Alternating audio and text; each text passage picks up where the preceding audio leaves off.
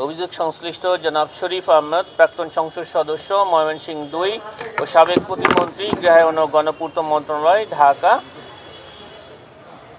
ক্ষমতার অপব্যবহার করার মাধ্যমে অসাধু উপায়ে অর্জিত 3,83,50,000 টাকারও বেশি মূল্যের সম্পদ অর্জন এবং উক্ত সম্পদ বুক দখলে রেখে এবং 42,68,00,000 টাকারও বেশি অস্বাভাবিক লেনদেন করার মাধ্যমে অবৈধভাবে অর্জিত অর্থ স্থানান্তর, রূপান্তর এবং হস্তান্তর করার অপরাধে দুর্নীতি দমন কমিশন আইন 2004 এবং দুর্নীতি প্রতিরোধ আইন 1947 এবং মানি লন্ডারিং প্রতিরোধ আইন 2012 এর সংশ্লিষ্ট ধারায় আজ একটি মামলা রুজু হয়েছে।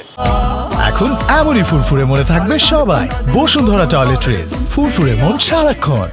অভিযোগ সংশ্লিষ্ট জনাব শরীফ আহমেদের স্বার্থ সংশ্লিষ্ট তাঁর স্ত্রী জনাব শেফালি বেগম, তাঁর শ্বশুর জনাব গোলাম মুস্তফা, তাঁর শাশুড়ি জনাব জাহানারা বেগম, তাঁর শ্যালক মোহাম্মদ শাহ আলম এবং আরও একজন শ্যালক জনাব মোহাম্মদ শামীমের নামে বেনামে বিপুল পরিমাণ স্থাবর অস্থাবর সম্পদ রয়েছে মর্মে তথ্য রয়েছে।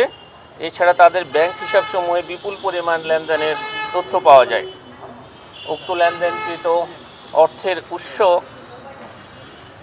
জানার জন্য সংশ্লিষ্ট ব্যক্তিদের জিজ্ঞাসাবাদের জন্য নোটিশ প্রদান করা হলেও তারা বক্তব্য প্রদানের জন্য হাজির হননি বিদায় তাদের বক্তব্য গ্রহণ করা সম্ভব হয়নি।